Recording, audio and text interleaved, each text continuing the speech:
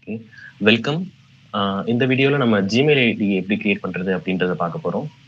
ஆ இதுக்கு நம்ம வந்து Firefox இல்ல Google Chrome 2ல ஏதாவது ஒரு ப்ரௌசர ஓப்பன் பண்ணிக்கோங்க. ப்ரௌசர் ஓப்பன் பண்ணிட்டு இந்த இடத்துல இருக்க அட்ரஸ் பார்ல www.gmail.com அப்படின்ற வெப்சைட்ட லாகின் பண்ணிக்கோங்க. இப்ப Gmail ஐடி எதுக்கு அப்படின்னா, ஒரு யூனிக்கான ஒரு அட்ரஸ். எப்படி வந்து ஒரு உங்க வீட்டுக்குன்னு ஒரு அட்ரஸ் இருக்கோ, அந்த மாதிரி ஒரு யூனிக்கான ஒரு அட்ரஸ்க்கு நம்மளுக்கு அனுப்பக்கூடிய லெட்டர்ஸ், மெயில்ஸ் இந்த மாதிரி இதெல்லாம் வரணும் அப்படின்னா, தகவல்கள், ஒரு டாக்குமெண்ட்ஸ் அந்த மாதிரி இதெல்லாம் வரணும் அப்படின்னா, நமக்கு வந்து ஒரு இமெயில் ஐடி வேணும். ஸோ அது வந்து ஒரு இணையதள அட்ரஸ் மாதிரி. அந்த அட்ரஸ்க்கு உங்களுக்கு ஒரு யூசர் நேம், அதாவது எப்படி ஒரு அட்ரஸும் இன்னொரு அட்ரஸும் ஒரே பேர்ல இருக்காதோ, அதே மாதிரி உங்களுக்குன்னு ஒரு லாகினும், உங்களுக்குன்னு ஒரு பாஸ்வேர்ட். அதாவது நீங்க மட்டுமே உள்ள புகுந்து அந்த தகவல பார்த்துக்கிற மாதிரி உங்களுக்குன்னு ஒரு பாஸ்வேர்டும் நம்ம இப்ப கிரியேட் பண்ண போறோம். அதுதான் இதோட கான்செப்ட். ஜிமெயில் ஐடி வந்து கிரியேட் பண்றதுக்கு இப்ப நம்மகிட்ட அக்கௌண்ட் எதுவுமே கிடையாது. கிரியேட் அன் அக்கௌண்ட் அப்படின்ற பக்கத்தை இதான் ஜிமெயிலோட முகப்பு பக்கம். இதுல கிரியேட் அன் அக்கௌண்ட் அப்படின்றத நீங்க செலக்ட் பண்ணுங்க.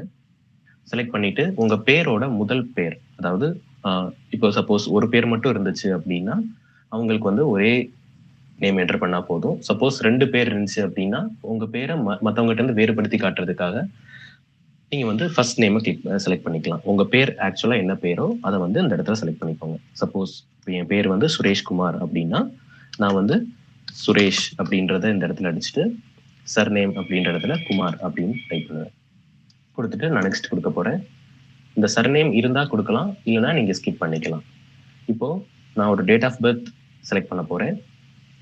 ஏன் அப்படின்னா டேட் ஆஃப் பர்த் கேட்குறாங்க அப்படின்னா, ஏன்னா 18 இயர்ஸ் கம்ப்ளீட் ஆனவங்க தான் ஜிமெயில் வந்து ஆக்சஸ் பண்ண முடியும். அதனால இந்த செக் வச்சிருக்காங்க. ஸோ இப்போ நான் ஒரு மெயில் ஐடி கிரியேட் பண்ணிட்டேன். மெயில் ஐடி உங்க பேரை செலக்ட் பண்ணிட்டீங்க. அதுக்கப்புறம் டேட் ஆஃப் பர்த் செலக்ட் பண்ணிட்டீங்க. அதுக்கப்புறம் நீங்க மேலா ஃபீமேலா அப்படின்றத ஜெண்டரை செலக்ட் பண்ணிட்டீங்க. அதுக்கப்புறம் நெக்ஸ்ட் கொடுக்க போறீங்க. நெக்ஸ்ட் கொடுத்ததுக்கு அப்புறம் உங்களுக்கு இந்த யூசர் நேம் வரும். எப்படி நான் வந்து ஒரு அட்ரஸ் வந்து இன்னொரு அட்ரஸ்க்கும் ஒன்னா இருக்காதுன்னு சொன்னனோ, அதே மாதிரி பின்கோட் இருக்குது இல்லையா, அந்த மாதிரி யூனிக்கா இருக்கிற மாதிரி உங்களுக்குன்னு தனியா ஒரு இமெயில் ஐடி கிரியேட் பண்ணணும். ஸோ அந்த இமெயில் ஐடி வேற யாரும் செலக்ட் பண்ணியிருக்க கூடாது அப்படின்றதுனால சுரேஷ்குமார் அப்படின்றது என்னோட பேரு.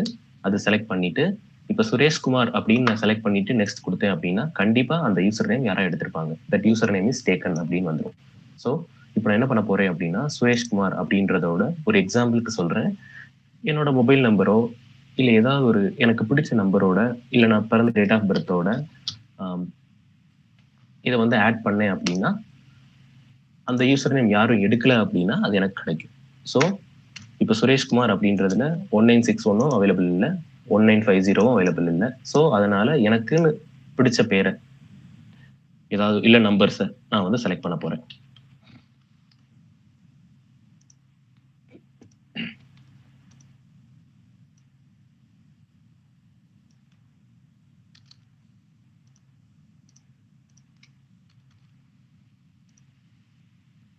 ஸோ இப்போ என்னோட பேரு ப்ளஸ் வந்து ஒரு 6 டிஜிட் நம்பர் நான் செலக்ட் பண்ணிக்கிட்டேன். இந்த மாதிரி நம்பர் தான் செலக்ட் பண்ணணும்னு இல்லை, வேற ஏதாவது பேர் கூட நீங்க சேர்த்துக்கலாம். நீங்க ஒர்க் பண்ற ஸ்கூலோ இல்லை ஒர்க் பண்ற ஆர்கனைசேஷனோ இல்லை ஏதாவது ஒரு பேர் கூட சேர்த்துக்கிட்டீங்கன்னா அது வந்து மற்றவங்களை விட வேறுபட்டு இருக்கும். ஸோ இப்போ நம்ம அடுத்து பாஸ்வேர்டு கொடுக்க போறேன். இப்போ நான் பாஸ்வேர்டு கொடுக்கறது ஏதாவது ஒரு ஆல்பபெட்ஸ், நம்பர்ஸ், சிம்பிள்ஸ் எல்லாம் சேர்ந்து இருந்தா அந்த பாஸ்வேர்டுக்கு நல்லது. ஸோ இப்போ நான் என்ன கொடுக்க போறேன் அப்படின்னா பாஸ்வேர்டு வந்து ஹாய் சுரேஷ் அப்படின்னு கொடுக்க போறேன். ஒரு நம்பர் ஆட் ஆயிருந்தா நல்லது அப்படின்றதுனால ஒரு நம்பரையும் சேர்த்து கொடுக்க போறேன். நல்லா ஞாபகம் வச்சுக்கோங்க, இந்த பாஸ்வேர்டை கண்டிப்பா நீங்க எப்பயுமே ஞாபகம் வச்சுக்கிற மாதிரி ஈஸியா உங்களுக்கு மட்டும் தெரியுற மாதிரி நீங்க கொடுத்து வச்சுக்கோங்க.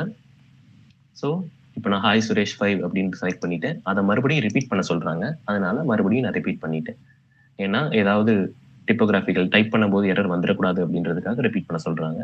இதை வந்து எப்பயுமே நல்லா ஞாபகம் வச்சுக்கோங்க. ஏன்னா உங்களோட எப்படி ஒரு மொபைல் அன்லாக் பண்றதுக்கு ஒரு பேட்டர்ன் ஞாபகம் வச்சுக்கிறீங்களோ அது மாதிரி ஜிமெயில அன்லாக் பண்றதுக்கு இந்த மாதிரி ஒரு பாஸ்வேர்டை வந்து நீங்க ஞாபகம் வச்சுக்கணும். இதை நெக்ஸ்ட் செலக்ட் பண்ணிட்டேன்.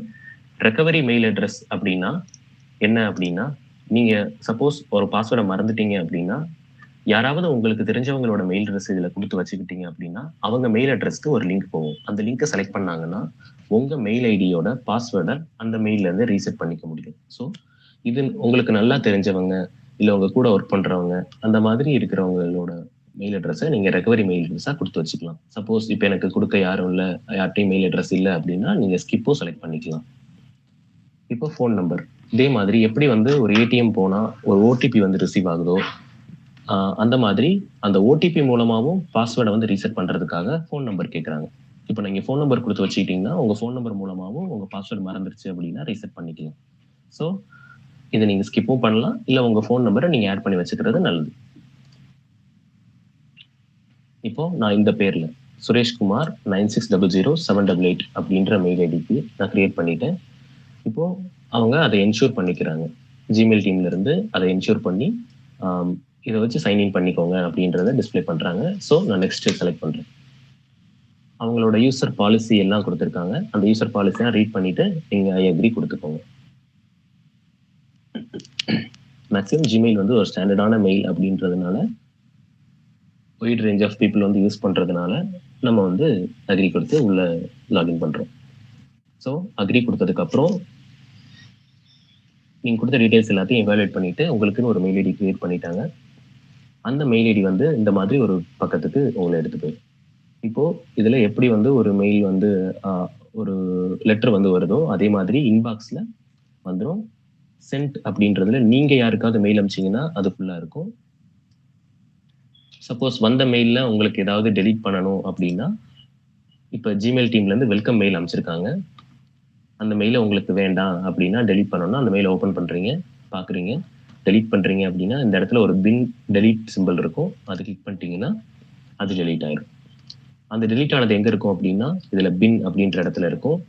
அங்க போய் நீங்க பார்த்துக்கலாம். ஆனா அந்த பின்ல இருக்கிறது வந்து, அதாவது ஒரு ட்ராஷ்ல இருக்கிறது வந்து 30 நாள்ல டெலீட் ஆயிரும். ஸோ இன்பாக்ஸ் இருக்கு, சென்ட் இருக்கு, மேக்ஸிமம் பின் இந்த 3 தான் மேக்ஸிமம் யூஸ் பண்ணுவீங்க. இப்ப கம்போஸ்ட்ல போயிட்டு வேற யாருக்காவது மெயில் பண்ணணும் அப்படின்னா, எந்த மெயில் ஐடிக்கு மெயில் பண்ணணுமோ அந்த மெயில் ஐடிய நீங்க டைப் பண்ண போறீங்க. சப்போஸ் இன் கேஸ் வந்து இந்த மெயில் ஐடி நான் கிரியேட் பண்ணியிருக்கிறது வந்து இந்த இப்போ நம்ம கிரியேட் பண்ணியிருக்க மெயில் ஐடிக்கு, அதாவது இந்த மெயில் ஐடிக்கு இப்போ நம்ம என்ன லாகின் பண்ணியிருக்கோமோ அந்த மெயில் ஐடிக்கு நான் செலக்ட் பண்றேன். சப்ஜெக்ட்ல வந்து ஏதாவது ஒரு எக்ஸாம்பிளுக்கு ஒரு சப்ஜெக்ட் குடுக்குறேன். அதுக்கப்புறம் நம்ம என்ன மெயில் பண்ணணுமோ அத வந்து மெயில் பண்ணிக்கிறேன். சப்போஸ் அவங்களுக்கு ஏதாவது ஒரு டாக்குமெண்ட் அனுப்பணும் அப்படின்னா, கீழ அட்டாச் ஃபைல்ஸ் அப்படின்றத செலக்ட் பண்ணிட்டீங்கன்னா, நீங்க டெஸ்க்டாப்ல எக்ஸல் இருக்கு, பிடிஎஃப் இருக்கு, இல்ல இமேஜ் இருக்கு அப்படின்ற எதுவா இருந்தாலும் சரி, இப்ப எதெல்லாம் நீங்க செலக்ட் பண்ணணுமோ, அதெல்லாம் நீங்க செலக்ட் பண்ணிட்டு அனுப்பணுமோ, அதெல்லாம் செலக்ட் பண்ணிட்டு ஜஸ்ட் ஓப்பன் குடுத்தீங்கன்னா போதும்.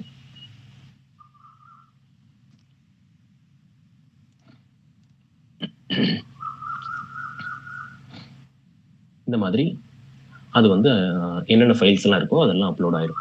இப்போ நீங்க வாட்ஸ்அப்ல அனுப்புற மாதிரியே தான் வாட்ஸ்அப்ல ஒருத்தருக்கு வந்து ஒரு எக்ஸல் அனுப்புவீங்க, ஒரு இமேஜ் அனுப்புவீங்க. அந்த மாதிரி உங்க கம்ப்யூட்டர்ல இருக்கிற டேட்டாஸ வந்து அனுப்புறதுக்கும் Gmail வந்து யூஸ் பண்ணிக்கலாம்.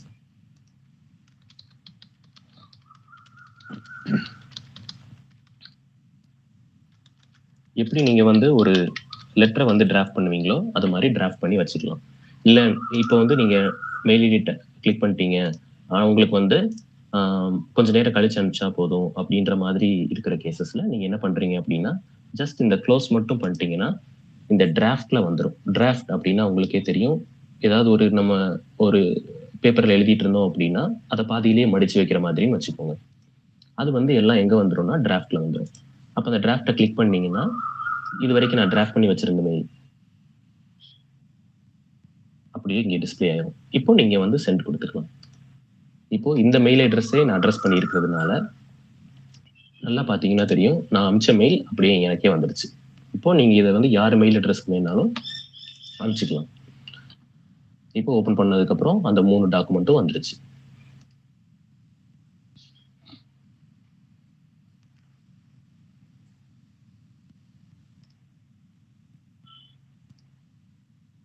அந்த மெயில வந்து சென்ட் மெயில்லயும் நீங்க வந்து பார்த்துக்கலாம்.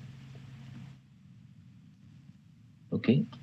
இப்போ வந்து எப்படி லாக் அவுட் பண்றது, லாகின் பண்றதுன்றத சொல்லிடுறேன். இப்போ ஆல்ரெடி நம்ம லாகின் பண்ணி வச்சிருக்கிறோம். இப்போ சைன் அவுட் பண்றோம். இந்த இடத்துல இருக்கிற ஐகானை எடுத்து சைன் அவுட் பண்றோம் அப்படின்னா, இப்போ சப்போஸ் வேற ஏதாவது கம்ப்யூட்டர்ல கூட நம்ம லாகின் பண்ணியிருக்கலாம். நம்ம அந்த கம்ப்யூட்டர்ல இருந்து எந்திரிச்சு போகணும் அப்படின்னா, அது வந்து நம்ம கம்ப்யூட்டரா இல்லைன்ற பட்சத்துல நீங்க வந்து சைன் அவுட் பண்ணிக்கலாம். அப்பதான் உங்க மெயில வந்து யாரும் பார்க்க முடியாது. உங்க மெயிலுக்குள்ள இருக்கிற இன்பாக்ஸ், சென்ட் பாக்ஸ் எதுவுமே யாருமே பார்க்க முடியாது. சப்போஸ் மறுபடியும் நீங்க லாகின் பண்ணணும் அப்படின்னு நினைச்சீங்க அப்படின்னா, இந்த மாதிரி ஜிமெயில் மறுபடியும் கிளிக் பண்ணீங்க அப்படின்னா,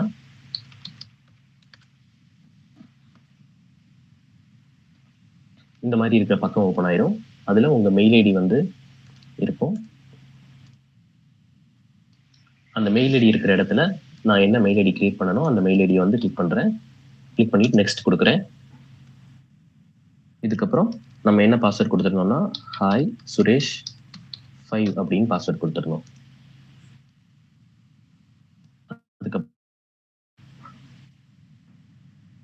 நெக்ஸ்ட் கொடுத்துட்டோம்னா நம்ம மறுபடியும் எப்படி ஒரு மொபைலை வந்து அன்லாக் பண்றோமோ அந்த மாதிரி லாக் பண்ணி நம்ம வந்து உள்ள போய்க்குவோம். இதுல யூஸ் பண்றது, மெயில் அனுப்புறது, ரிசீவ் பண்றது எல்லாம் பண்ணிட்டு நம்ம வந்து சைன் அவுட் பண்ணிக்கலாம். இதான் ஒரு ஜென்ரல் இமெயில் ஐடி கிரியேஷன். அப்புறம் அதுல இருக்கிற காம்போனன்ட்ஸ் எல்லாம் பார்த்தோம். எப்படி மெயில் அனுப்புறதுன்றத பார்த்தோம். எப்படி வந்து ஒரு ஃபைலை அட்டாச் பண்றது அப்படின்றத பார்த்தோம். தேங்க்யூ.